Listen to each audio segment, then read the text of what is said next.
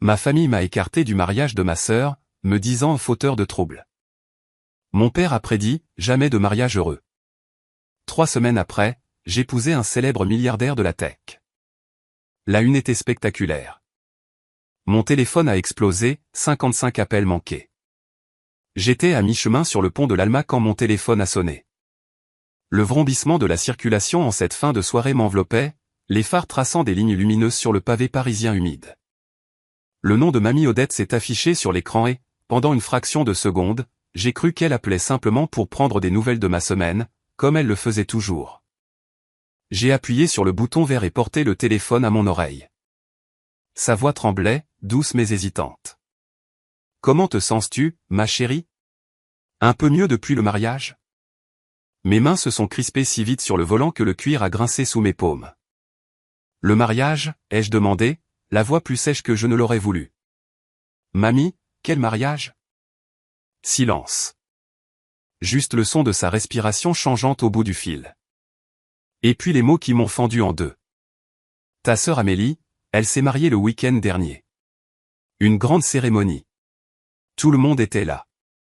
Tes parents m'ont dit que tu n'étais pas invité parce qu'ils ont dit que tu ferais des histoires. » Le pont est devenu flou un instant. Je n'entendais plus les klaxons derrière moi. Je ne sentais plus le mouvement de la voiture sous moi. Tout ce que j'entendais, c'était cette seule phrase qui martelait mon crâne. Ils ont dit que je ferais des histoires. Ma gorge me brûlait comme si quelque chose de pointu s'y était logé. Mamie, ai-je murmuré, mais le mot s'est brisé dans ma bouche. Je ne savais même pas. Elle a expiré un son qui ressemblait à une défaite et a murmuré qu'elle pensait que je méritais la vérité. Quand l'appel s'est terminé, je suis restée assise là, sur le siège conducteur, le monde extérieur continuant comme si rien n'avait changé, mais mon esprit était brisé en deux.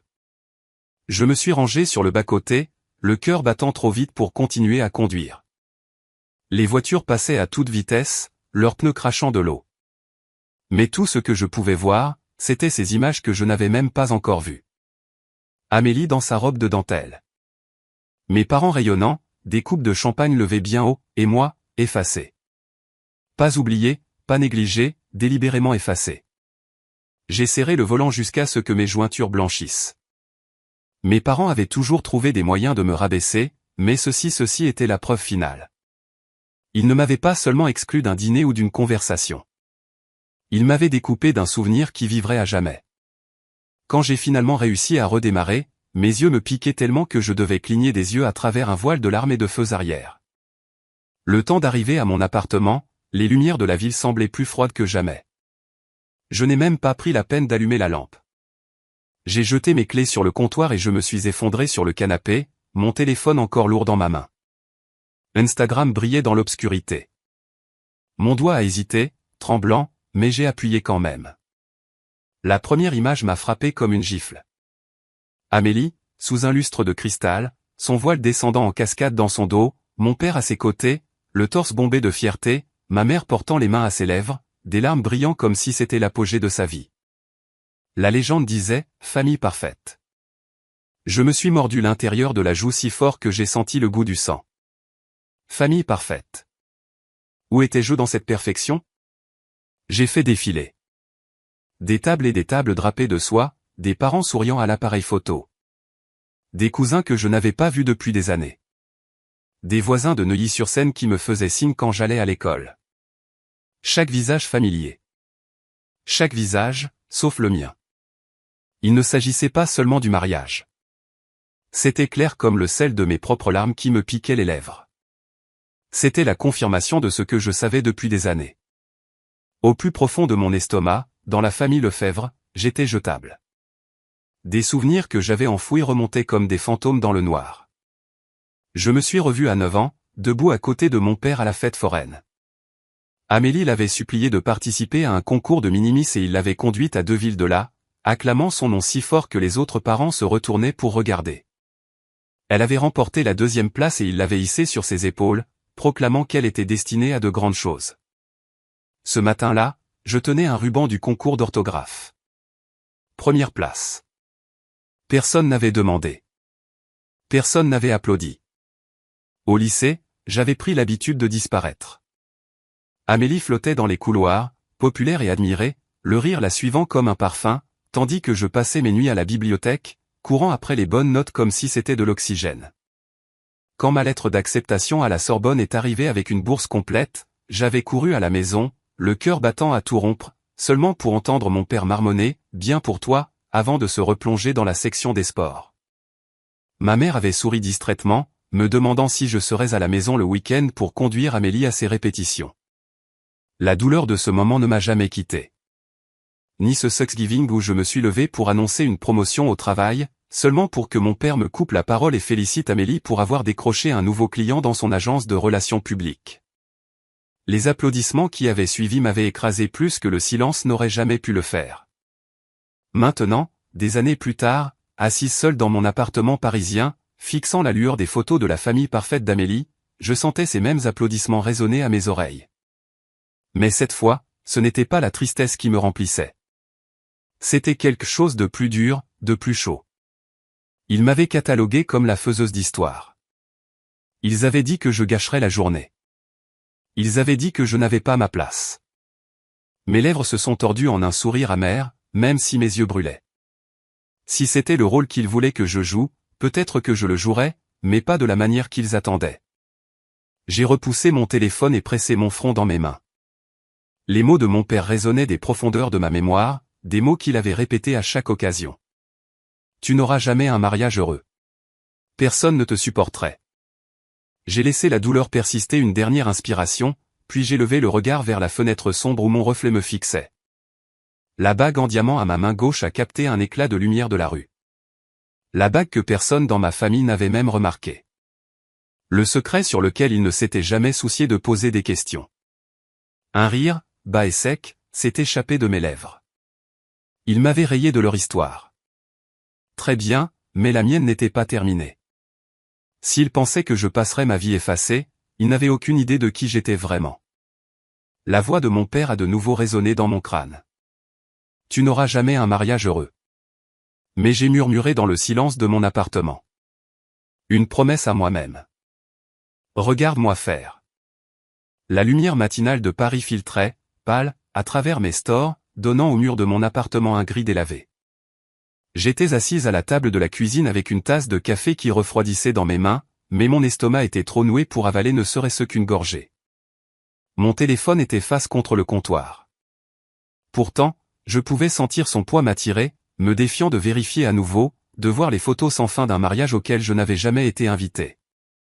Je me suis dit de respirer, de passer à autre chose, mais la vérité brûlait trop fort. Ma sœur avait descendu une allée en dentelle et sous des lustres pendant que j'étais assise ici, invisible. Mes parents avaient applaudi, trinqué, souri pour des photographies qui vivraient à jamais. Pendant que j'étais cataloguée comme une faiseuse d'histoire, effacée de l'histoire. En fin d'après-midi, je ne supportais plus le silence. J'ai attrapé mes clés, enfilé un manteau et j'ai conduit. Mes jointures blanchissaient sur le volant alors que la silhouette de la ville défilait. Je n'avais même pas besoin de réfléchir à ma destination. Ma voiture connaissait le chemin. 15 minutes plus tard, j'entrais dans la longue allée circulaire de la maison de mes parents à Neuilly-sur-Seine. La maison avait l'air aussi impeccable que toujours, des étayers et des volets blancs brillants comme si elle avait été mise en scène pour un magazine. Des pots de fleurs flanquaient le porche, et le heurtoir en laiton brillait comme de l'or dans la lumière hivernale. Elle avait l'air chaleureuse, accueillante, même si à l'intérieur je ne m'y étais jamais senti chez moi. La porte s'est ouverte après le deuxième coup de sonnette. Ma mère, Hélène, se tenait là dans un chemisier crème et un pantalon, un torchon drapé sur son épaule. Son sourire était forcé, le genre qu'elle utilisait à l'église quand elle voulait que les gens croient que tout allait bien. « Chloé » dit-elle doucement, presque surprise.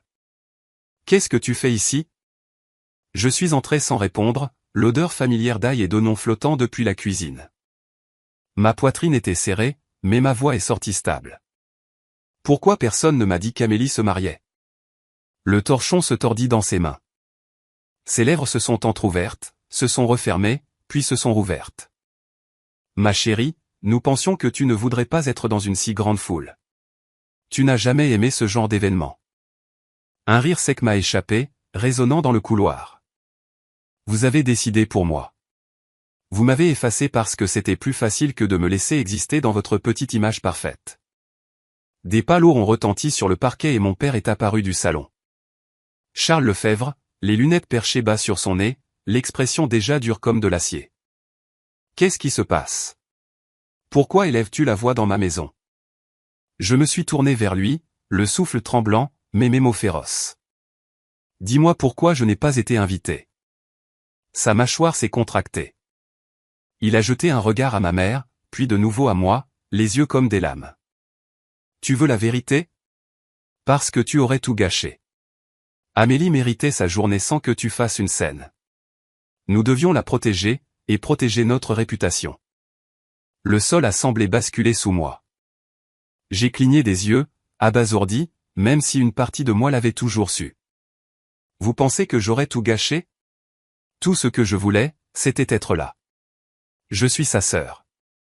Ses lèvres se sont pressées en une ligne fine et dédaigneuse. Au club, à l'église, tout le monde sait à quel point tu es difficile. Nous ne pouvions pas prendre ce risque. J'ai reculé d'un pas, le souffle court. Mais avant que je puisse parler à nouveau, une voix a flotté, froide et désinvolte, depuis l'escalier.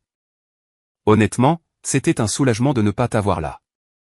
Amélie descendait lentement, ses cheveux relevés en un chignon élégant, un cardigan en soie drapé sur ses épaules comme une couronne. Elle m'a toisé avec un sourire narquois qui suintait la satisfaction. Tu aurais rendu les choses gênantes. Tout le monde sait que tu ne t'intègres pas dans ce monde. Les mots ont tranché plus nettement que n'importe quel couteau. Ma poitrine s'est serrée alors que je la fixais. Cette fille avec qui j'avais autrefois construit des forts en couverture, à qui j'avais murmuré des secrets sous notre couette partagée. Maintenant, elle me regardait comme si j'étais une étrangère mendiant des miettes. Tu m'as exclu, ai-je murmuré, la gorge à vif.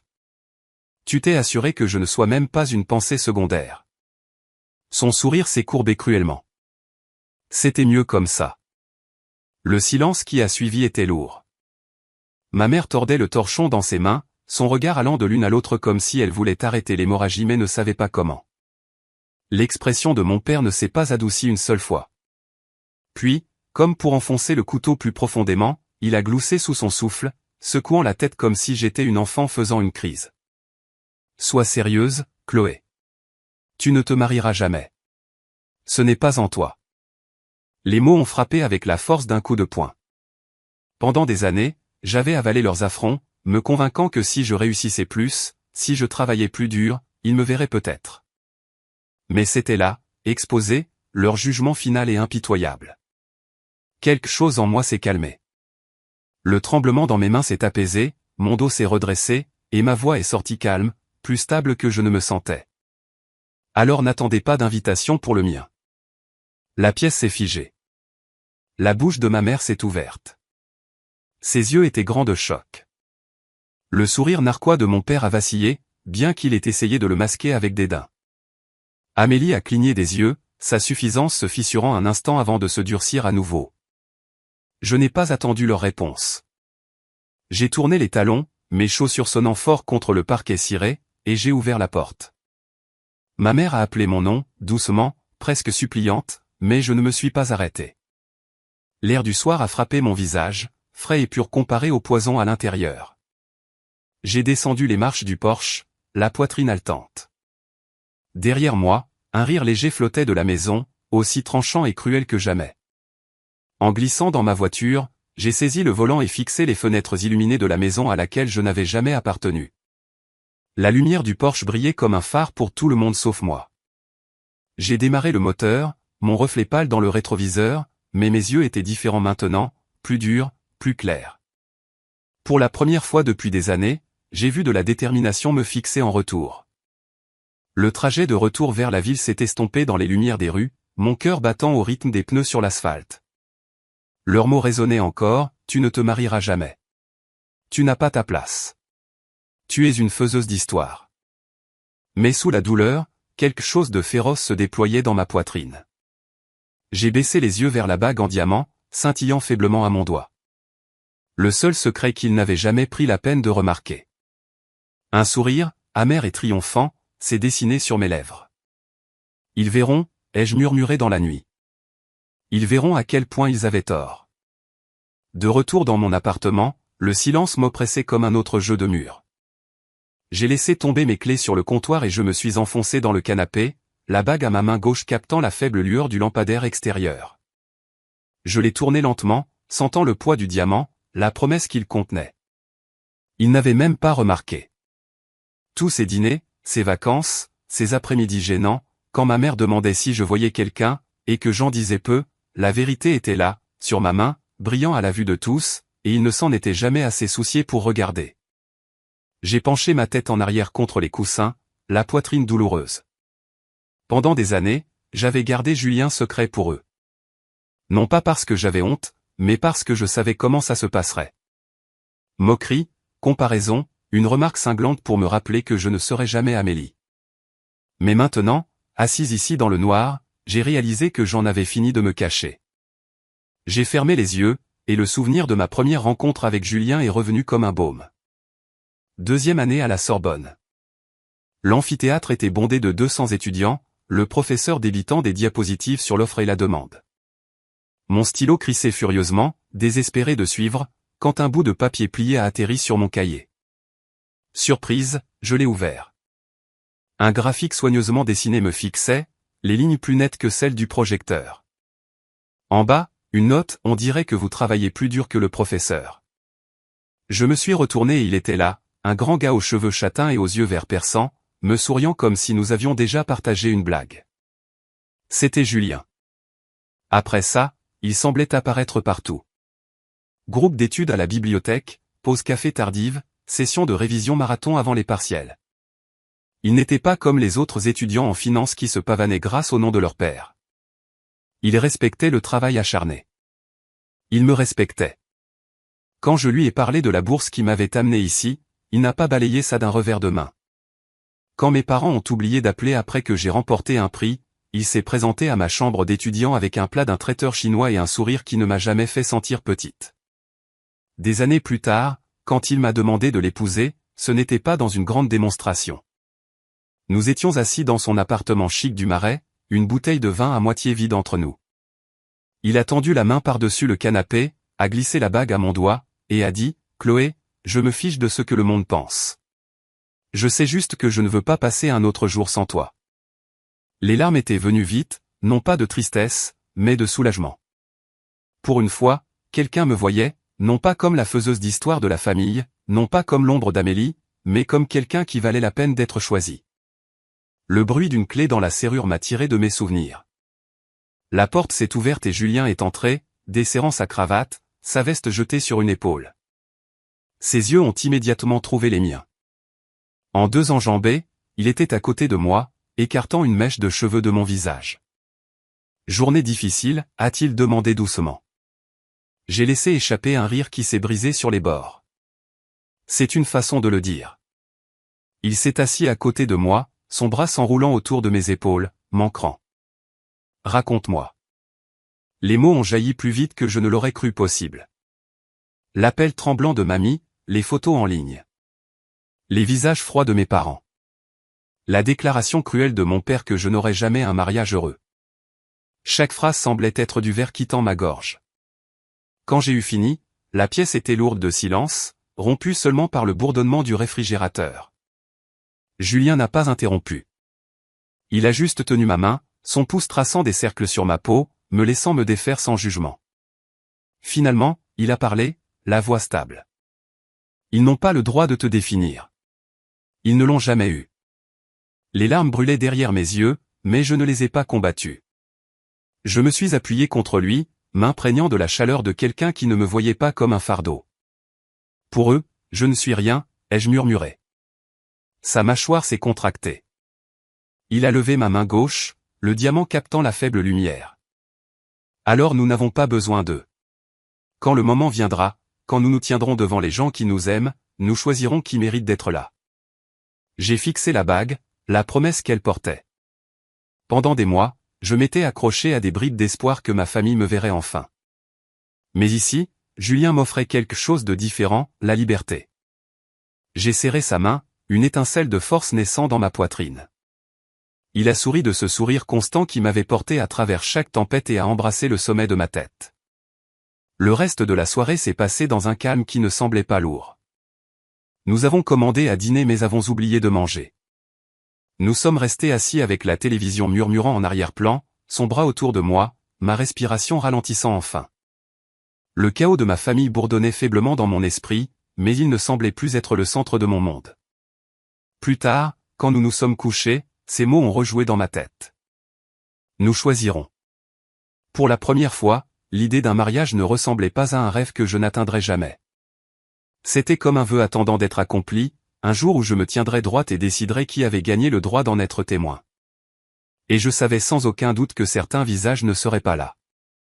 Le lendemain matin, la lumière du soleil inondait mon bureau au travail, se posant sur le bord de ma tasse de café et les coins des feuilles de calcul éparpillées devant moi. Mon équipe était regroupée autour de la table de conférence. Un client valant des millions d'euros menaçait de se retirer à moins que nous ne stabilisions son portefeuille avant la clôture du marché.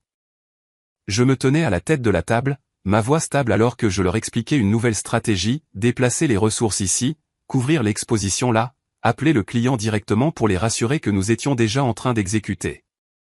Pendant 2 heures, j'ai commandé la salle, recalculant, dirigeant, calmant la panique. Et quand le marché a fermé, nous avions inversé la tendance. Le PDG, Michel Garnier, m'a intercepté dans le couloir alors que je quittais la salle de réunion. Grand, sévère, rarement enclin aux éloges. Il a posé une main sur mon épaule. C'était un leadership de manuel, Chloé. Vous nous avez tous évité un mal de tête. Continuez comme ça et je vois un avenir très clair pour vous ici. Ces mots ont allumé quelque chose en moi qui avait longtemps été affamé de reconnaissance offerte gratuitement. Je les remerciai, forçant ma voix à rester neutre. Mais à l'intérieur, une petite flamme de fierté brûlait. Pourtant, même dans cette victoire, j'ai pensé au dîner de famille à Neuilly. Chaque dimanche, j'essayais de partager des bribes de mon travail, seulement pour être interrompu par mon père avec un dédaigneux, assez parlé de feuilles de calcul.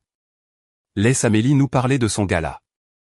Ma mère rayonnant, ma sœur souriant narquoisement, mes mots se réduisant au silence. Plus maintenant. Ce soir-là, en sortant du bureau dans l'air frais de Paris, j'ai pris mon téléphone. Le diamant a de nouveau scintillé, un rappel silencieux. Mes parents avaient peut-être ri.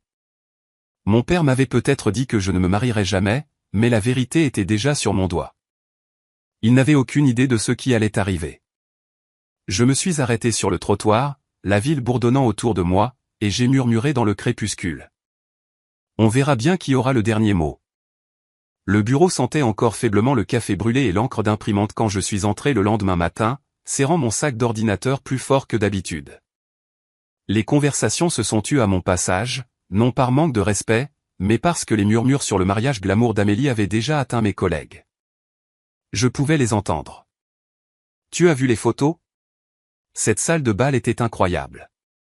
J'ai baissé le regard, me forçant à entrer dans mon bureau d'angle avant que la bile ne me monte à la gorge. À 10 heures, je dirigeais une autre réunion de crise, une équipe d'analystes attendant mes directives. Leurs yeux passaient des écrans à mon visage, et pendant un moment, j'ai ressenti cette vieille douleur, cette facilité avec laquelle je pouvais commander le respect dans une salle de réunion, mais jamais à la table de mes parents. J'ai tracé des lignes sur le graphique, souligné les risques, donné des instructions. La confiance a inondé ma voix, même si j'étais vide à l'intérieur. Quand nous avons terminé, Michel, le PDG, est passé, me tapotant l'épaule. Excellent sang-froid, Chloé. Nous aurions été perdus sans vous. Ces mots m'ont réchauffé une seconde, mais une autre voix s'est immiscée dans ma tête. Celle de mon père, froide et définitive, tu n'auras jamais un mariage heureux. Je suis resté tard, contemplant le paysage urbain à travers les baies vitrées. C'est alors que j'ai vu une notification clignoter sur mon téléphone. Une publication Facebook de ma mère. La légende dégoulinait de suffisance. Cela brise le cœur d'un parent quand un enfant choisit la distance, mais parfois, pour le plus grand bien de la famille, nous devons laisser aller. Ma poitrine s'est serrée en faisant défiler. Des dizaines de commentaires s'alignaient en dessous, des femmes de l'église offrant des prières, des voisins gloussant de sympathie. Certains ont même ajouté leur propre coup de couteau. Elle a toujours semblé difficile. Pauvre Amélie. Elle mérite la paix. Mes doigts tremblaient sur l'écran. Il ne se contentait pas de m'effacer en privé. Il me peignait comme la méchante en plein jour. Ma gorge brûlait d'humiliation, puis de rage. Ce soir-là, je me suis retrouvé dans l'appartement de Julien, la ligne d'horizon scintillant derrière lui alors qu'il versait 2 verres de vin. J'ai poussé le téléphone sur le comptoir vers lui. Il a parcouru la publication, sa mâchoire se contractant, ses yeux verts s'assombrissant. « Ils veulent faire de toi le bouc émissaire », a-t-il dit.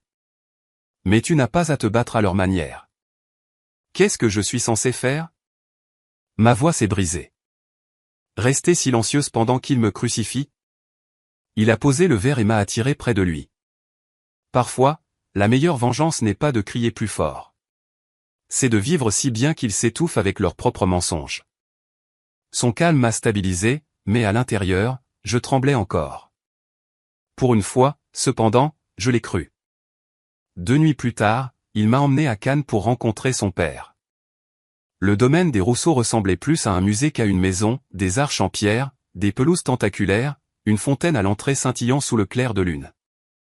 À l'intérieur, William Rousseau m'a serré la main fermement, les yeux aussi vifs que ceux de son fils, mais plus âgé, mesuré.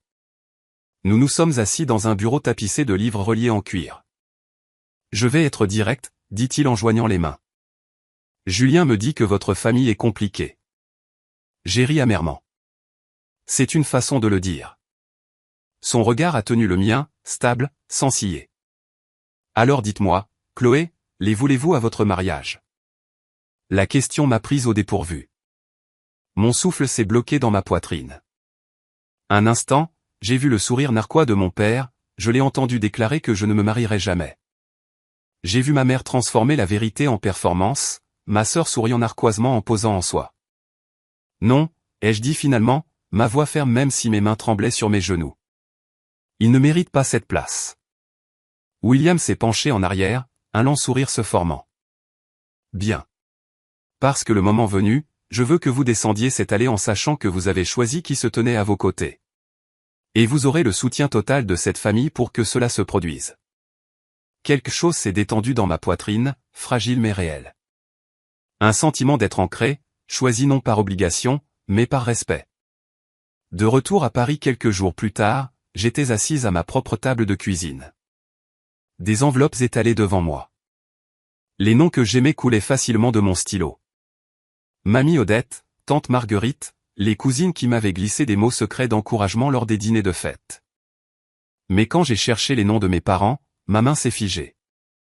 Le stylo a hésité, puis s'est immobilisé. Lentement, je l'ai reposé. L'espace sur l'enveloppe est resté vide. Alors que je fixais l'endroit vide où leur nom aurait pu être, mon téléphone a vibré. Un SMS de mon père. Tu peux jouer à la poupée tant que tu veux. Personne ne se souciera de ton petit mariage. Mes doigts tremblaient, mais un rire a jailli, sec et instable. J'ai refermé le téléphone, faisant glisser l'enveloppe. Mon cœur battait la chamade, mais le tremblement dans mes mains ressemblait moins à de la peur qu'à du feu. Debout près de la fenêtre, les lumières de la ville clignotant contre l'obscurité, j'ai murmuré au verre, au fantôme de sa voix dans ma tête. Tu verras. Le diamant à mon doigt a jeté un éclat dans le reflet, brillant et provocateur. La lumière du matin inondait les stores de l'appartement de Julien, se posant sur l'enveloppe ivoire étalée sur la table à manger. J'étais assise là, en robe de chambre, un stylo à la main, l'estomac noué, tandis que j'écrivais les noms des personnes qui comptaient vraiment. Mamie Odette, tante Marguerite, mes cousines Émilie et Clémence, quelques amis du travail qui m'avaient soutenu à travers chaque tempête. L'encre coulait, douce et dorée, sur le papier épais. Mais quand j'ai atteint les enveloppes destinées à mes parents et à Amélie, ma main s'est figée. Le silence était lourd. J'ai posé le stylo et laissé l'espace vide. Ce n'était pas un accident. C'était un choix. La porte s'est ouverte derrière moi. Julien, de retour avec 2 cafés du bistrot d'en bas. Il en a posé un à côté de mon coude, a embrassé le sommet de ma tête et a jeté un œil aux enveloppes. C'est tout. C'est tout, ai-je dit, la voix plus ferme que je ne l'attendais. Il a souri, sans pitié, sans questionner, juste stable. Bien. Alors nous pouvons nous concentrer sur ceux qui célébreront vraiment avec nous. À midi, nous étions dans le vignoble de Bordeaux. Julien avait insisté pour que je voie le château que son père avait offert pour notre mariage. Un domaine tentaculaire entouré de rangées de vignes, avec des murs en pierre blanche et des jardins débordant de roses. Au moment où je suis sorti de la voiture, l'air était épais de lavande et de soleil chaud. Ma poitrine s'est serrée. C'était comme entrer dans un rêve que je n'avais jamais pensé être autorisé à avoir. À l'intérieur, une organisatrice de mariage nous a guidés à travers de vastes salles bordées de lustres et d'arches. Elle parlait de plans de table et d'arrangements floraux, mais tout ce que j'entendais était l'écho de la voix de mon père. Personne ne se souciera de ton petit mariage. J'ai regardé les sols en marbre, la terrasse surplombant les vignes à perte de vue, la salle de bal brillant d'une lumière dorée, et j'ai murmuré dans ma tête, il avait tort. Tellement tort. Plus tard cet après-midi-là, je me tenais sur une estrade dans une boutique, enveloppée dans des couches de dentelle ivoire. La robe m'allait comme si elle m'avait attendu depuis toujours. Je me suis regardé dans le miroir, m'attendant à voir la fille invisible de chaque réunion de famille, celle qui avait été reléguée à l'arrière-plan. Au lieu de cela, une femme me regardait en retour, forte, lumineuse, sans peur. Émilie et Clémence, qui avaient pris l'avion pour aider, ont applaudi, poussant des cris de joie. Tu ressembles à une reine, a haleté Clémence. Émilie s'est essuyé les yeux, secouant la tête. Enfin, Chloé. Enfin, ils ne pourront plus te cacher. Ma gorge s'est nouée. Pour une fois, j'ai laissé les larmes couler. Non pas pour ce que j'avais perdu, mais pour ce que j'avais enfin trouvé. Ce soir-là, en rentrant, mon téléphone a vibré avec un message d'une cousine éloignée. Ta mère est dévastée de ne pas avoir reçu son invitation. Es-tu sûr de vouloir lui faire ça? J'ai fixé l'écran, la colère montant en moi. Lui faire ça? Elle m'avait effacé du mariage d'Amélie sans hésitation. Pourtant, c'est moi qu'on accusait de cruauté pour avoir choisi ma propre paix. Julien a vu mon visage, a délicatement pris le téléphone de ma main, et a lu le message, sa mâchoire se contractant. Ils présenteront les choses comme ça les arrange. Mais souviens-toi, c'est ta journée. Tu ne leur dois rien. Ces mots m'ont stabilisé, bien que la blessure palpitait encore. J'ai pensé aux années que j'avais passées à me plier en quatre, essayant de gagner leur approbation. Maintenant, ils exigeaient d'être inclus, non par amour, mais pour les apparences, et je disais enfin non. Quelques jours plus tard, les appels ont commencé. La voix de mon père, sèche et autoritaire. Cette famille doit être unie. Sais-tu ce que les gens disent? Si tu as un peu de bon sens, tu nous laisseras venir. C'est plus grand que toi. J'ai serré le téléphone plus fort contre mon oreille, ma voix stable. Ce n'est pas plus grand que moi, papa. C'est à moi. Il y a eu une pause, puis son rire, froid, dédaigneux. Tu crois vraiment que quelqu'un s'en soucie? Le mariage de ta sœur était l'événement de l'année. Le tien sera une note de bas de page, s'il est même remarqué. Ma poitrine s'est contractée, mais je ne l'ai pas laissé l'entendre. On verra bien, ai-je dit, et j'ai raccroché. Ce soir-là, comme si l'univers m'avait entendu, un appel est venu d'un journaliste du magazine Le Monde Numérique. Il voulait faire un reportage sur les innovations de Julien et, pour la première fois, présenter la fiancée derrière l'homme. Mon estomac s'est noué. Je savais ce que cela signifiait. Mon visage, mon histoire, seraient exposés. Ma famille ne pourrait plus prétendre que j'étais invisible. Quand je l'ai dit à Julien, il m'a regardé avec ce feu constant dans les yeux. Tu n'as plus à te cacher, Chloé. Laisse-les te voir. Laisse le monde voir la vérité. Je suis resté éveillé cette nuit-là, fixant le plafond, mon esprit partagé entre la peur et l'exaltation. Si je sortais de l'ombre, il n'y aurait pas de retour en arrière. Mais peut-être que c'était le but. Le lendemain matin, alors que la ville s'éveillait derrière ma fenêtre, j'ai pris mon journal et j'ai écrit une seule ligne sur la page. La justice ne vient pas en leur faisant plaisir. Elle vient en vivant librement. Au moment où l'encre séchait, mon téléphone a de nouveau vibré. Un SMS de ma mère. Si tu oses nous humilier, tu le regretteras. Ma main tremblait. Mais j'ai posé le téléphone face contre table. Pour une fois, je n'ai pas ressenti de peur. J'ai ressenti du feu. J'ai regardé la bague à mon doigt, la lumière la captant comme une étincelle, et j'ai murmuré à la pièce vide, non, cette fois, ce sera vous qui le regretterez. L'email est arrivé juste après le déjeuner, enfoui entre des rapports financiers et des mises à jour de clients. Je l'ai presque manqué jusqu'à ce que l'objet attire mon attention. Demande de reportage, Le Monde numérique. Mon pouce est accéléré en l'ouvrant. Les mots dansaient devant moi. Nous aimerions faire le portrait de Julien Rousseau et de sa fiancée pour un article de couverture exclusif. Un instant, je suis resté là, à fixer l'écran, mon café refroidissant sur le bureau. Moi, la fille que ma famille avait étiquetée comme une faiseuse d'histoire, effacée d'un mariage comme si j'étais une honte, maintenant invitée à faire la une avec un homme que l'industrie appelait un visionnaire. J'ai fermé la porte de mon bureau, me suis adossé contre elle, et j'ai laissé échapper un souffle tremblant. Ce soir-là, Julien m'a trouvé à la table de la cuisine, l'email toujours ouvert sur mon ordinateur portable. Il l'a parcouru rapidement, puis m'a regardé avec un sourire plein d'encouragement. « C'est ça, Chloé. Tu mérites d'être vue. » Mes mains se sont tordues. Mais ils diront que je t'utilise. Ils déformeront tout. Ma mère a déjà convaincu la moitié du quartier que je suis égoïste. Julien m'a prise dans ses bras, relevant mon menton jusqu'à ce que je n'ai d'autre choix que de croiser son regard. Laisse-les faire. Tu as vécu trop longtemps sous leur version de toi. Maintenant, le monde va voir la vérité.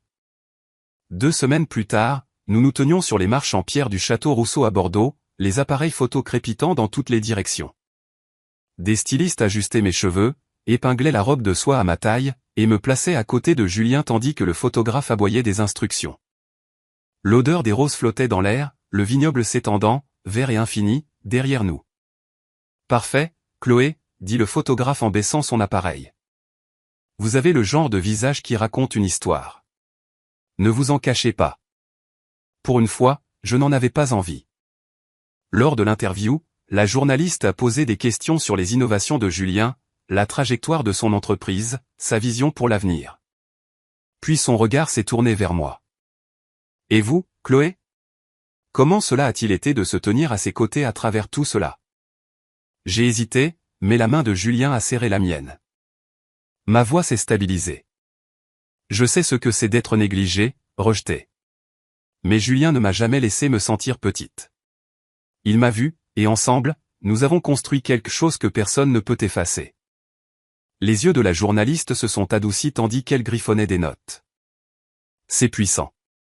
À la fin de la séance photo, j'étais épuisée, mais légère. Pour une fois, je n'étais pas invisible. Mais mon téléphone racontait une autre histoire. Les notifications s'empilaient. Des dizaines de SMS, d'appels manqués. Quand j'ai ouvert le premier, c'était de ma mère. « Qu'est-ce que tu fais à te pavaner dans la presse ? Tu humilies cette famille. Rentre à la maison et arrête cette folie. » J'ai fait défiler. Un autre de mon père. « Tu crois pouvoir tromper les gens, mais personne ne se souciera de toi. Tu n'auras jamais un mariage heureux, Chloé. Retiens bien mes mots. » J'ai fixé l'écran jusqu'à ce que les lettres se brouillent. La même phrase qu'il m'avait crachée au visage des semaines plus tôt, maintenant ressuscitée en noir et blanc. Ma gorge s'est nouée, mais j'ai senti la main de Julien dans mon dos, m'ancrant. « Ils verront bien assez tôt », a-t-il dit doucement. Le magazine est sorti le lundi suivant. Notre photo dominait la couverture. Julien, élégant dans un costume bleu marine. Moi, dans une robe ivoire, les yeux rivés l'un sur l'autre sous le titre « La fiancée secrète du visionnaire de la tech Julien Rousseau ». Internet s'est enflammé en quelques heures. Des articles disséquaient mon passé. Les spéculations allaient bon train. Les commentaires affluaient. Certains me louaient. Elle est magnifique. Elle a l'air forte, enfin quelqu'un d'authentique. D'autres étaient cruels. Croqueuse de diamants. Faiseuse d'histoires déguisées. Mais j'ai continué à faire défiler, mon cœur battant à tout rompre, car sous le bruit se trouvait la vérité. Je n'étais plus invisible. Le soir, une autre tempête a éclaté. Ma cousine m'a envoyé une capture d'écran de la dernière publication Facebook de ma mère. En tant que parents, nous ne pouvons que prier pour notre fille Chloé, qui a choisi de s'éloigner de nous. Nous l'aimons, mais elle insiste pour créer des histoires. Pourtant, nous pardonnons. Pardonner ? Le mot m'a presque étouffé. Il m'avait si parfaitement peinte en méchante, se pavanant maintenant en sein devant un public qui ne savait rien. Mais cette fois, les commentaires n'ont pas afflué en leur faveur. ne l'avez-vous pas exclue du mariage d'Amélie? Si vous l'aimiez, pourquoi n'était-elle pas là? Le vent tournait. Plus tard cette nuit-là, blotti sur le canapé avec Julien, j'ai regardé la télévision rediffuser des extraits de nous à la séance photo, nos sourires figés à l'écran. La voix du présentateur flottait sur les images.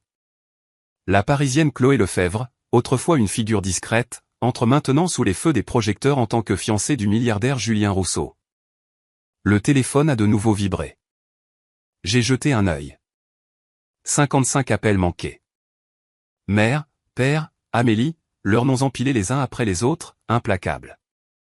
J'ai posé le téléphone face contre la table, ma poitrine se soulevant et s'abaissant avec une régularité que je n'avais pas ressentie depuis des années. Ils peuvent appeler tant qu'ils veulent, ai-je murmuré. Mais je ne réponds pas. Pas cette fois. Julien m'a attiré près de lui, sa voix basse à mon oreille. Parce que maintenant, Chloé, c'est ton histoire, pas la leur. Le diamant à mon doigt a capté la lumière de la télévision, scintillant comme une promesse, et je me suis permis de le croire. Le matin après la parution du magazine, mon téléphone n'arrêtait pas de vibrer. Email, SMS, demande d'interview, tout le monde voulait un morceau de l'histoire. Mais enfoui sous le déluge se trouvait un message qui m'a tordu l'estomac. Chloé, il faut qu'on parle. Retrouve-moi au café sur la 5e. Amélie. Je l'ai fixé un long moment, le pouce hésitant. Ma sœur, la même qui avait souri pendant qu'on m'effaçait de son mariage, voulait maintenant parler. Contre toute logique, qui me hurlait de l'ignorer, j'ai tapé un seul mot, d'accord. Le café était à moitié vide quand je suis entré. Le sifflement des machines à expresso remplissait le silence. Amélie était assise près de la fenêtre dans un manteau camel, un sac de créateur affalé contre sa chaise. Pour une fois, elle n'avait pas l'air impeccable. Ses cheveux étaient lâches, ses yeux cernés par la fatigue. Elle n'a pas perdu de temps. Tu as fait sensation. Je me suis glissé sur le siège en face d'elle, croisant les bras. C'est un mot pour le dire. Son regard s'est tourné nerveusement vers le barista avant qu'elle ne se penche. Écoute, la famille a des difficultés. Papa a été acculé au club. Les investisseurs murmurent. Et la start-up de Daniel. Elle s'est interrompue, se mordant la lèvre. Ce n'est pas bon. Ma poitrine s'est serrée. Bien sûr. C'est donc pour ça que tu m'as demandé de venir. Pas parce que tu te souvenais soudainement que tu avais une sœur. Amélie a tressailli. Chloé, ce n'est pas comme ça. Tu ne comprends pas la pression. Nous pensions.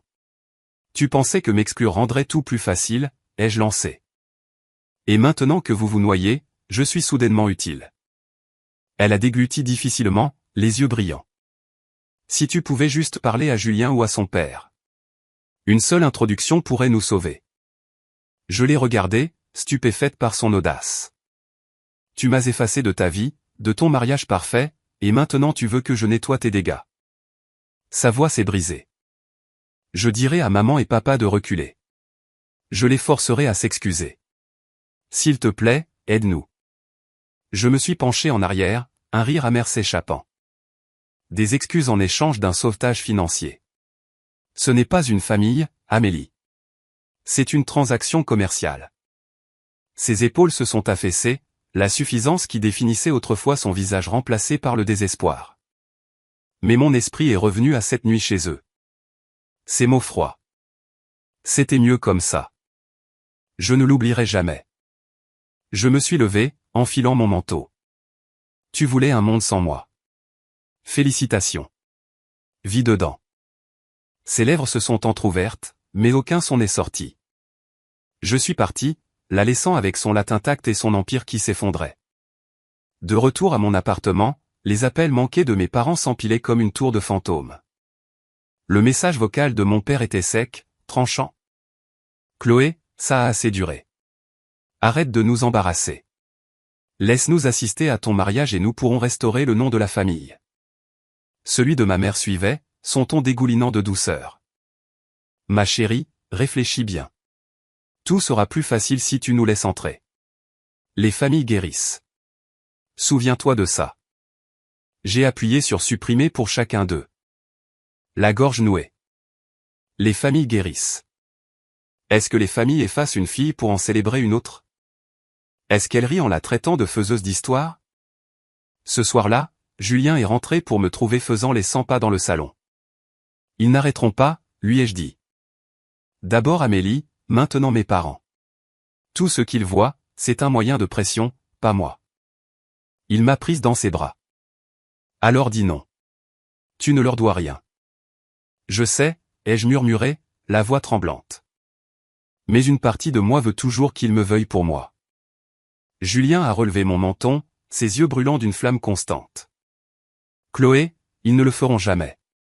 Mais tu as construit quelque chose de plus fort avec moi, avec les gens qui t'ont choisi. C'est ça qui compte. Le week-end suivant, nous avons assisté à un dîner de charité au cœur de Paris. La salle de bal bourdonnait de conversations, les verres en cristal tintant. En entrant, les appareils photos ont crépité et la voix de l'annonceur s'est élevée, « Veuillez accueillir Julien Rousseau et sa fiancée, Chloé Lefebvre. » J'ai souri, marchant fièrement à ses côtés. Pour une fois, l'attention ne m'a pas étouffé. Elle semblait méritée. Mais au milieu de la soirée, je les ai repérés. Mes parents, assis à une table de l'autre côté de la salle, les yeux fixés sur moi. Le sourire de ma mère était crispé, la mâchoire de mon père serrée. Amélie était assise entre eux, pâle, son regard fuyant nerveusement. Pendant l'entracte, ils m'ont acculé dans le couloir près des toilettes. La voix de mon père était basse mais urgente. « Chloé, écoute. La presse nous fait passer pour des monstres. Si tu ne veux pas te réconcilier par amour, pense au moins à la réputation de la famille. Laisse-nous être à tes côtés à ton mariage. C'est tout ce que nous demandons. » Je l'ai regardé fixement. Le même homme qui s'était un jour moqué de moi et m'avait dit que personne ne m'épouserait jamais. C'est tout ce que vous demandez?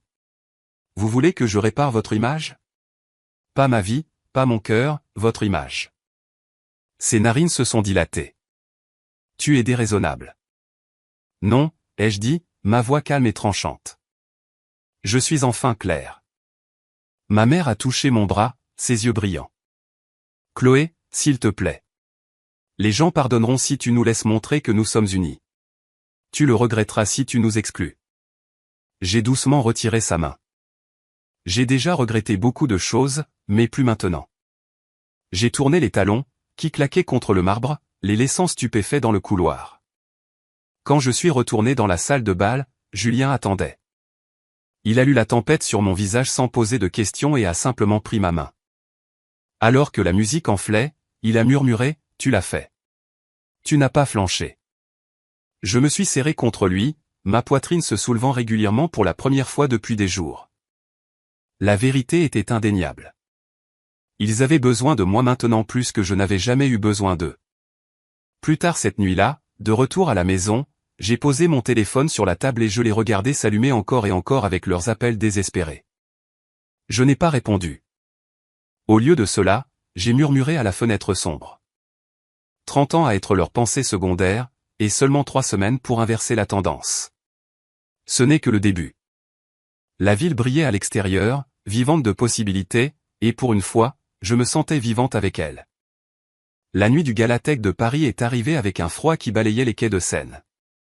Des projecteurs balayaient le ciel au-dessus du centre de congrès en verre, et des voitures de luxe arrivaient les unes après les autres, déversant l'élite la plus raffinée de la ville. La main de Julien reposait sur la mienne lorsque notre chauffeur a ouvert la portière. Le son des déclics d'appareils photo a été immédiat, une rafale de flash crépitant dans l'air froid. Monsieur Rousseau, mademoiselle Lefebvre, par ici, a appelé un photographe, sa voix engloutie par le bourdonnement grandissant. J'ai marché sur le tapis, ma robe bleu nuit captant la lumière. Mes talons claquaient contre la pierre, chaque pas délibéré. Julien s'est penché, murmurant, « Tu vas gérer. » J'ai hoché la tête, bien que mon pouls battait la chamade. À l'intérieur, la salle de bal brillait sous des lustres de cristal, les tables dressées de nappes ivoires et garnies d'or. L'air sentait le champagne et les roses. Des murmures nous ont suivis alors que nous nous dirigions vers l'avant, où la voix de l'annonceur s'est élevée. Veuillez accueillir notre invité spécial, Julien Rousseau, et sa fiancée, Chloé Lefebvre. Les applaudissements ont balayé la salle. Pour une fois, les yeux sur moi ne semblaient pas dédaigneux. Ils étaient attentifs, curieux, peut-être même admiratifs. Mais c'est là que je les ai vus. À une table près de la scène se trouvaient mes parents, leur posture rigide, les visages tendus par un calme forcé, et à côté d'eux, Amélie dans une robe de soie pâle, les lèvres courbées en un sourire qui n'atteignait pas ses yeux. La vue m'a coupé le souffle. Je me suis forcé à regarder devant moi, à m'asseoir à la table assignée à Julien et moi, mais leur présence me brûlait la peau. Au milieu de la soirée, alors que Julien se levait pour parler d'innovation et de philanthropie, ma mère s'est approchée de moi. Elle tenait une flûte de champagne, son sourire assez éclatant pour aveugler. Les caméras ont pivoté. Chloé, a-t-elle roucoulé en saisissant ma main. Ma chérie, quel plaisir de te voir. Sa poigne était serrée, ses jointures pâles. Je me suis penché, la voix basse et sèche. Ne fais pas ça. Pas ici. Elle a incliné la tête, les yeux brillants. Tu vas tout gâcher si tu te retires. Souris pour les caméras. Ma poitrine s'est serrée, mais j'ai arraché ma main. Vous avez déjà tout gâché, ai-je dit, juste assez fort pour qu'elle l'entende. Une lueur de panique a traversé son visage. Mais avant qu'elle ne puisse répondre, mon père s'est matérialisé. Sa voix était un sifflement. Tu nous ridiculises. Veux-tu que le monde pense que tu as abandonné ta famille?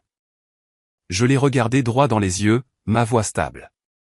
Je n'ai abandonné personne. Vous m'avez abandonné bien avant ça. Avant que l'un d'eux ne puisse répondre, un journaliste est apparu, un carnet à la main. Excusez-moi, Chloé, juste une question. Est-il vrai que vos parents n'assisteront pas à votre mariage? Les lumières semblaient devenir plus chaudes. Les conversations se sont tues autour de nous. La main de ma mère a de nouveau tressailli vers la mienne, mais j'ai fait un pas en avant. Mon mariage est une question d'amour et de soutien. Seuls ceux qui nous souhaitent sincèrement le bonheur seront là. Un murmure a balayé la salle. Quelques personnes ont même applaudi doucement. Le visage de mon père s'est empourpré. Le sourire de ma mère a tremblé comme du verre sur le point de se briser. Amélie s'est soudainement levée de leur table, glissant vers nous, sa robe murmurant sur le sol. « Excusez-moi, dit-elle doucement, s'adressant à la foule. Ma sœur peut être sensible. Mais notre famille l'aime. Nous l'avons toujours aimée. Quelque chose en moi a craqué. L'amour, ai-je dit, ma voix sonnant plus fort que je ne l'avais prévu. C'est ce que vous appelez m'effacer de votre mariage, sourire pendant que toute la famille trinquait et prétendait que je n'existais pas? Des halètements ont parcouru la salle de bal. Le sourire d'Amélie a vacillé, puis est revenu, fragile. Tu ne comprends pas. Non, les jeux coupés. Je comprends parfaitement. Vous vouliez une image parfaite sans moi. Eh bien, maintenant l'image a changé. Le maître de cérémonie s'est empressé de ramener l'attention sur le programme, mais les murmures se sont répandus comme une traînée de poudre. Des téléphones se sont levés, capturant chaque sourire étrange, chaque mot cinglant. Mes parents se sont retirés vers leur table, les visages figés, tandis qu'Amélie est restée immobile, les yeux écarquillés, avant de tourner brusquement les talons. Quand Julien est revenu à mes côtés, les applaudissements de son discours résonnant encore faiblement. Il a lu mon expression instantanément. Il a passé un bras autour de ma taille et a murmuré, « Tu as tenu bon ». Nous avons quitté le galateau, glissant dans la voiture alors que le bourdonnement de la foule nous suivait. Mon téléphone s'est allumé de notifications avant même que nous n'atteignions le périphérique. Les gros titres tournaient déjà en ligne. Le fossé de la famille Lefebvre éclate au Galatec. La future mariée Chloé Lefebvre brise le silence.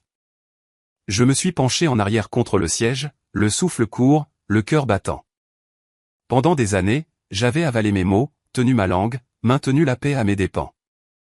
Mais ce soir, j'avais dit ce qui devait être dit, à voix haute, devant le monde entier. Julien a serré ma main. Il ne s'attendait pas à ce que tu te relèves. C'est pour ça qu'il panique. Je me suis tourné vers la fenêtre. Les lumières de Paris scintillant sur la Seine. Mon reflet me fixait, les yeux vifs, plus hantés. Ils ont essayé de m'effacer, ai-je murmuré, la voix stable maintenant. Mais maintenant, le monde me voit, et je ne disparaîtrai plus. Les nouvelles du gala se sont propagées plus vite que je n'aurais pu l'imaginer. Au lever du soleil le lendemain matin, les gros titres inondaient tous les flux.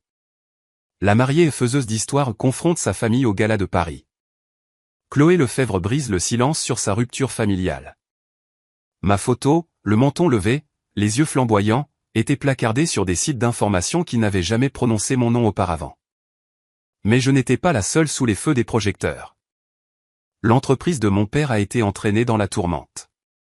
Les commentateurs remettaient en question son leadership, murmuraient sur son hypocrisie.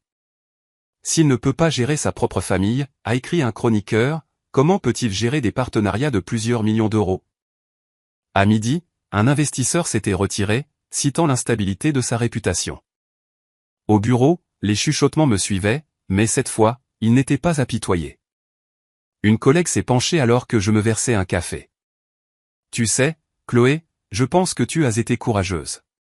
Beaucoup d'entre nous ont vu cet extrait. Elle m'a fait un signe de tête qui pesait plus lourd que des applaudissements. Le respect.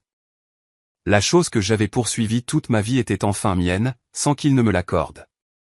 Ce soir-là, j'étais assise sur mon balcon, la silhouette de Paris brillant comme des lucioles sur l'eau, quand mon téléphone a sonné. Amélie. J'ai failli laisser tomber sur la messagerie, mais la curiosité l'a emporté. Sa voix s'est brisée dès que j'ai répondu. Chloé, s'il te plaît. Il faut qu'on se voie. C'est grave. Tout s'effondre. Contre mon meilleur jugement, j'ai accepté. Le café était sombre, rempli de l'odeur de grains brûlés et de vieux bois. Amélie était assise dans le coin, pâle sous la lumière jaune, ses mains serrées autour d'un gobelet en carton qu'elle n'avait pas touché. Quand elle a levé les yeux, ils étaient gonflés, son eyeliner maculé. Merci d'être venue, a-t-elle murmuré. Je me suis glissé sur la chaise en face, croisant les bras. Dis ce que tu as à dire. Ses lèvres tremblaient. La start-up de Daniel. Elle s'effondre. Les investisseurs se retirent. Nous sommes noyés sous les dettes. Si tu pouvais parler à Julien ou à son père, une seule introduction, un seul appel. L'audace m'a fait rire. Sec, sans humour. Alors maintenant je suis utile. Après que tu m'aies exclu de ton mariage, après que tu les aies laissés me traiter de problème pendant 30 ans, maintenant tu as besoin de moi. Les larmes ont rempli ses yeux. Je ne savais pas quoi faire. Je voulais juste que les choses soient parfaites. Mais je te jure, si tu nous aides, je l'ai la déglutie. Je convaincrai maman et papa de changer, de te donner enfin ce que tu mérites. Je me suis penché en avant, ma voix basse, chaque mot acéré. Tu n'as pas le pouvoir de me donner ce que je mérite. Tu ne l'as jamais eu, et tu ne marchanderas plus jamais mon existence comme une monnaie d'échange. Son visage s'est décomposé. Un instant, j'ai cru que je pourrais ressentir de la pitié, mais tout ce que j'ai ressenti, c'était une libération. Je me suis levé, enfilant mon manteau. Tu as choisi ton monde parfait sans moi. Vis dedans. Elle a tendu la main comme pour m'arrêter, mais je suis parti, le son de ses sanglots étouffés me suivant dans la nuit. En rentrant chez moi, la tempête ne s'était pas calmée. 2 messages vocaux attendaient. La voix de mon père, sèche, autoritaire, Chloé, ce cirque a assez duré. Laisse-nous assister à ton mariage. Nous pouvons restaurer le nom de la famille. Le second, celui de ma mère, mielleux, ma chérie, réfléchis bien. Les familles peuvent guérir si tu les laisses faire. Ne gâche pas cette chance. J'ai appuyé sur supprimer pour les deux, mon pouce stable. Plus tard, pendant que Julien et moi mangions des plats à emporter sur le canapé, je lui ai tout raconté. Il a écouté en silence, ses yeux ne quittant jamais les miens. Quand j'ai eu fini, il a posé sa fourchette et a dit simplement, ils t'ont prise pour un levier. Mais tu n'es pas un levier, Chloé. Tu es libre. Les mots ont coulé profondément, apaisant une partie de moi encore à vif. 2 nuits plus tard, la tempête est venue à ma porte. Un coup sec et insistant a fait trembler la porte. Je l'ai ouverte pour trouver mes parents debout là, leurs manteaux serrés contre le froid, les visages tirés. Le ton de mon père était mesuré, mais ses yeux brûlaient. Chloé, ça suffit. Il faut qu'on parle. J'ai croisé les bras. Parlez. Il a jeté un regard à ma mère avant de continuer. La presse nous détruit. Si tu nous permets d'être présents à ton mariage, publiquement, visiblement, nous pouvons tous sortir de ça avec dignité. J'ai failli rire. La dignité. C'est ce qu'il voulait sauver. pas moi. Pas les 30 ans de silence et de mépris. Sa dignité. Vous ne demandez pas à faire partie de mon mariage, ai-je dit, la voix calme. Vous me demandez de réparer votre réputation. Ma mère s'est avancée, les yeux brillants, la voix tremblante dans son style bien répété. Chloé, s'il te plaît, nous t'aimons. Les gens pardonneront, mais seulement si tu nous laisses être à tes côtés. Ne laisse pas l'orgueil ruiner ceux qui restent. J'ai secoué la tête. L'amour n'efface pas quelqu'un. L'amour ne le catalogue pas comme un fauteur de troubles. L'amour ne le vend pas pour les apparences. La voix de mon père s'est durcie. Tu fais une erreur. Je me suis redressé, les épaules carrées. Non. Pour la première fois, je n'en fais pas. Leurs visages se sont figés, fragiles et pâles. Pour une fois, ce n'était pas moi qui suppliais. J'ai fermé la porte. À l'intérieur, l'appartement était silencieux, à l'exception du battement de mon cœur. J'ai pressé mes paumes contre le bois, respirant profondément. Des années à me plier, à me briser pour correspondre à leur version de moi, se sont terminées à ce moment-là. Quand je me suis retourné, Julien était là, stable comme toujours. Il m'a prise dans ses bras. Tu l'as fait, a-t-il murmuré. Tu as enfin tracé la ligne. J'ai enfoui mon visage dans son épaule, les larmes coulant. Mais ce n'étaient pas les vieilles larmes de désespoir. C'étaient les larmes de quelqu'un enfin libre. Plus tard, seul près de la fenêtre, j'ai regardé les lumières de la ville scintiller contre le ciel sombre. Mon téléphone a de nouveau vibré avec leur nom, mais je n'ai pas bougé. J'ai seulement murmuré à mon reflet. Ils ont dit un jour que je n'aurais jamais un mariage heureux. Bientôt, le monde entier verra à quel point ils avaient tort. Le soleil descendait bas sur le vignoble de Bordeaux, peignant les vignes d'une brume dorée. Alors que les invités commençaient à arriver au château Rousseau, des rangées de voitures noires serpentaient sur la colline, les phares clignotant comme des lucioles, déversant des hommes en smoking et des femmes en robe qui scintillaient sous les derniers rayons du jour. L'air sentait la rose et le champagne, portés par une douce brise. Derrière les portes en chêne sculptées du manoir, j'ai pressé mes mains contre la soie de ma robe pour les calmer. Le corsage en dentelle m'enserrait comme une armure, la longue traîne ivoire glissant sur le sol en marbre poli. Dans le miroir, une femme me regardait en retour, qui ressemblait à peine à l'ombre à qui on avait dit qu'elle ne se marierait jamais, qu'elle n'appartiendrait jamais. Prête, a demandé Julien, entrant dans la pièce, son costume bleu marine tranchant sur la lumière des bougies. Ses yeux se sont adoucis en me voyant. J'ai hoché la tête, bien que ma gorge soit nouée. Plus que prête. Quand les portes se sont ouvertes, un silence est tombé sur la foule. Les appareils photo ont crépité instantanément, la lueur des lustres se déversant sur la terrasse. Mamie Odette était assise au premier rang, les mains jointes sur sa poitrine, des larmes coulant déjà sur ses joues. Tante Marguerite s'est penchée pour lui tapoter l'épaule, souriant fièrement. Émilie et Clémence ont fait un signe discret depuis derrière leur téléphone, leur joie incontrôlable. J'ai avancé, chaque pas stable, mon cœur battant au rythme de la musique. Pour une fois, chaque regard sur moi ne jugeait ni ne rejetait. Ils honoraient.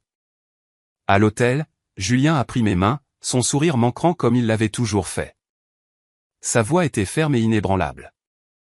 Je te choisis, Chloé. Pas pour les apparences, pas par convenance, mais parce que tu es mon foyer. Les larmes ont brouillé ma vision, mais ma voix est sortie forte.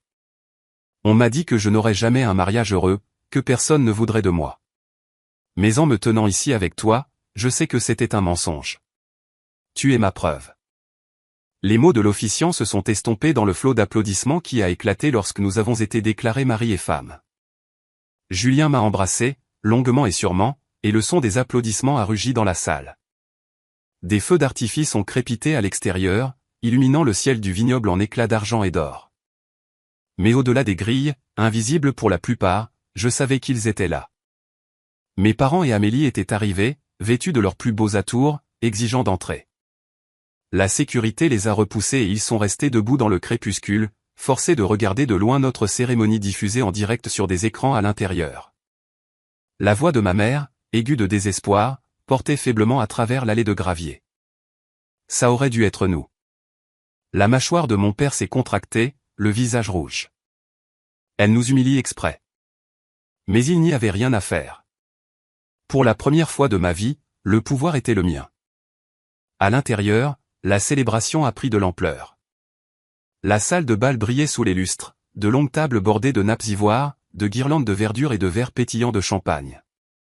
La musique s'est élevée alors que la première danse commençait.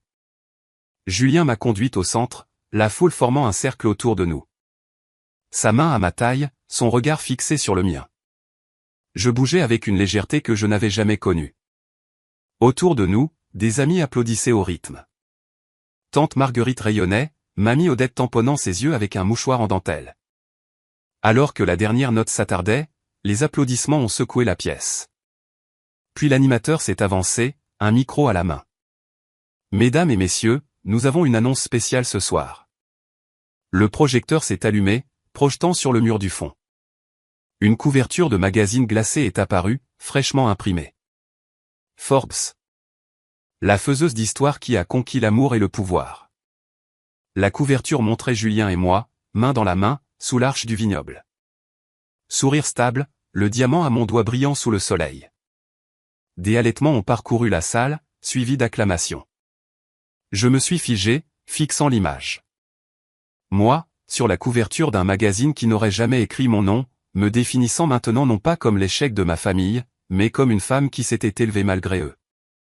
Les téléphones ont vibré dans toute la salle de bal alors que les invités textaient, tweetaient, postaient. En ligne, la nouvelle s'est répandue comme une traînée de poudre. L'histoire de la fille oubliée devenue l'épouse d'un milliardaire a enflammé les flux. Et puis mon téléphone a vibré encore et encore. Je l'ai sorti de ma pochette, l'écran s'allumant si vite que je pouvais à peine lire les noms. Mon père, ma mère, Amélie. 55 appels manqués empilés les uns après les autres, les notifications affluant comme une inondation. J'ai fixé l'écran lumineux, mon reflet faible dans le verre. Et pour une fois, je n'ai pas ressenti la douleur familière d'être exclu. Je me sentais libre. J'ai posé le téléphone sur la nappe en lin, intacte, et je me suis retourné vers Julien. Sa main a trouvé la mienne, chaude et stable. Ils peuvent crier tout ce qu'ils veulent, a-t-il murmuré à mon oreille. Mais ce soir, c'est à nous. J'ai hoché la tête, le poids des années se levant alors que je laissais la musique m'envelopper. La lumière du lustre scintillait sur ma robe, sur son sourire, sur les visages de ceux qui m'avaient choisi, non par obligation, mais par amour. Je me suis penché contre Julien alors que la salle éclatait de nouveau de rire et de musique, les sons de la joie sonnant plus fort que chaque mot cruel que j'avais jamais entendu. Pour la première fois, j'ai ressenti ce que mon père avait juré que je ne ressentirais jamais. Je me sentais heureuse, et je savais que ça durerait. Le matin après le mariage, le monde avait l'air différent. La lumière du soleil se déversait par les fenêtres du château Rousseau, scintillant sur les coupes de champagne laissées sur les tables de banquet. La faible odeur de rose et de cire de bougie flottait encore dans l'air. Ma robe était suspendue avec soin dans le coin de notre suite, la traîne drapée comme une bannière de victoire. J'ai marché pieds nus jusqu'au balcon, téléphone à la main, et j'ai vu ce que je soupçonnais déjà, l'article de couverture avait explosé. De faiseuse d'histoire à épouse de milliardaire de la tech. Le titre hurlait de tous les grands médias. Notre photo sur les marches du vignoble avait été repostée des milliers de fois, disséquée, louée, commentée. Des étrangers que je n'avais jamais rencontrés me qualifiaient de résiliente, forte, inspirante. Pour une fois, mon nom n'était pas l'ombre de celui d'Amélie. C'était le mien, seul. Mais les éloges n'étaient pas unanimes. En faisant défiler, j'ai trouvé les autres voix, celles que je ne connaissais que trop bien. Le SMS sec de mon père. Tu as humilié cette famille. Réponds au téléphone. Les messages désespérés de ma mère. Comment oses-tu nous exclure? Tu nous as embarrassés devant toute la communauté. Le message vocal d'Amélie, larmoyant mais toujours aussi sec. Tu n'étais pas obligé de nous faire ça.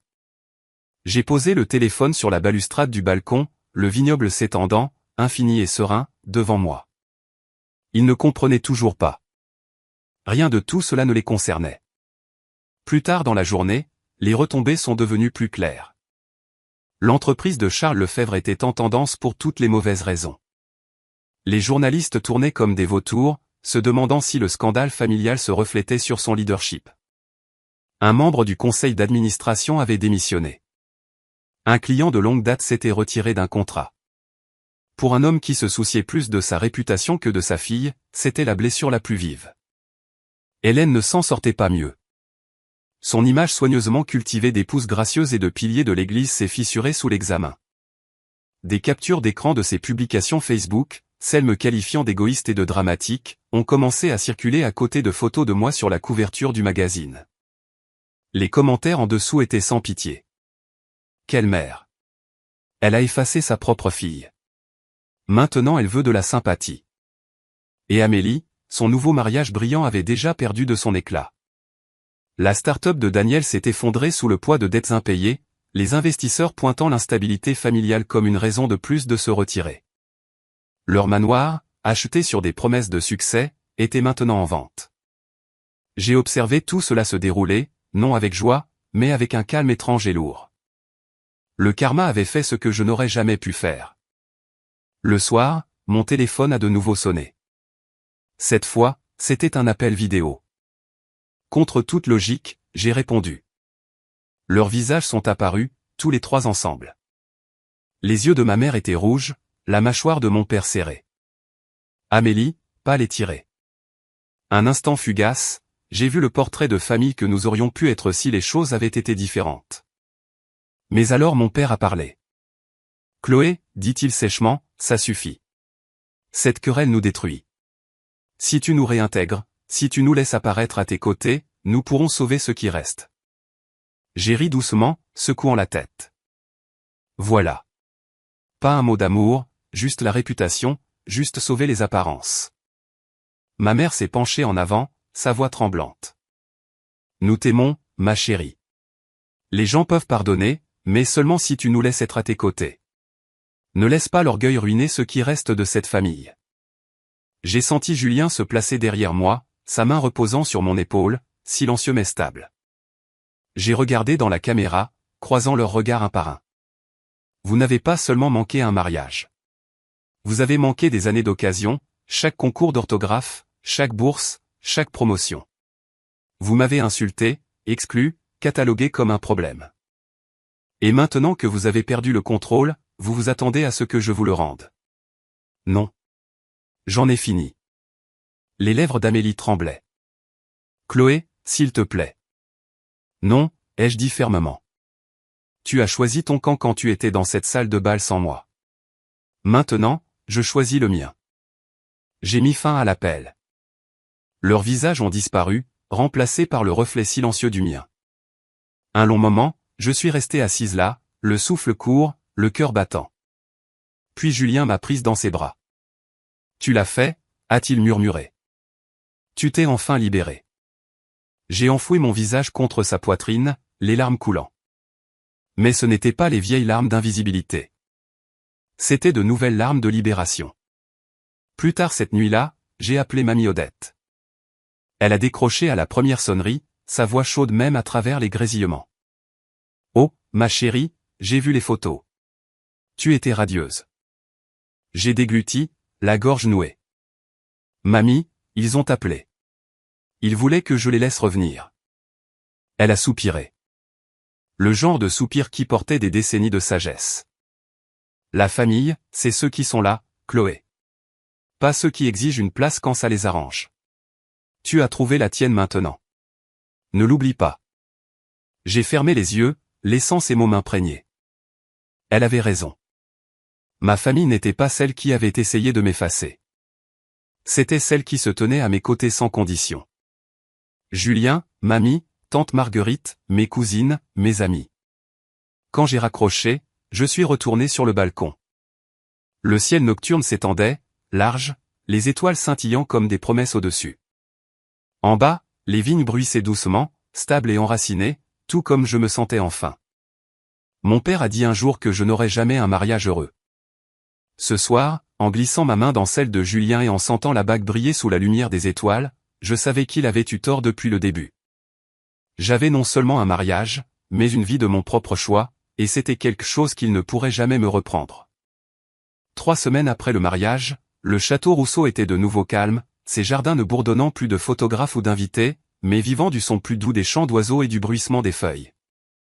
J'étais assise sur la balançoire du porche avec une tasse de thé, l'air matinal frais, regardant la lumière du soleil se déverser sur les vignobles. Le monde avait changé depuis ce jour. Pourtant, ici, enveloppé de silence, je ressentais quelque chose que j'avais poursuivi pendant des années, la paix. À l'intérieur, le rire de Julien flottait faiblement depuis la cuisine alors qu'il se disputait avec tante Marguerite pour savoir quelle recette de tarte méritait la place d'honneur au prochain dîner de famille. Émilie et Clément s'étaient affalés sur le canapé avec des échantillons de tissu pour les décorations de Noël, bavardant avec enthousiasme. Mamie Odette était assise dans le fauteuil le plus proche du feu, son châle drapé sur ses épaules, son sourire doux en regardant la pièce. Pour une fois, chaque visage qui m'entourait était un visage qui me voulait là. Je suis rentré, posant ma tasse. « Qu'est-ce que c'est que tout ça ?» ai-je demandé, amusé. Émilie a souri. Nous planifions le premier Thanksgiving officiel Lefebvre-Rousseau, moins la branche toxique de l'arbre. Clémence a gloussé. On pourrait même surpasser le décor du mariage d'Amélie. Pas de soie, juste des guirlandes lumineuses et des tartes. Leurs rires ont rempli la pièce, et je les ai laissés m'envahir. Pendant des années, les rassemblements avaient été des champs de mine où j'attendais la prochaine remarque cinglante, le prochain rejet. Maintenant, l'air était léger, authentique. Plus tard, quand les cousines sont parties et que Marguerite s'est emmitouflée dans son manteau, je suis resté avec mamie Odette près du feu. Elle a pris ma main, ses doigts chauds et parcheminés. Ma chérie, je ne crois pas t'avoir jamais vu briller comme ça. Les larmes me sont montées aux yeux. Je ne pensais pas que c'était possible. Pendant si longtemps, j'ai cru que la famille, c'était ceux qui me faisaient du mal. Sa poigne s'est resserrée. La famille, c'est ceux qui sont là. Et regarde-toi maintenant, entouré de gens qui te voient, qui te choisissent. Ne doute plus jamais de ça. Ce soir-là, Julien et moi avons organisé un petit dîner avec quelques amis proches. Des bougies vacillaient sur la table, l'odeur de poulet rôti et de romarin remplissant l'air.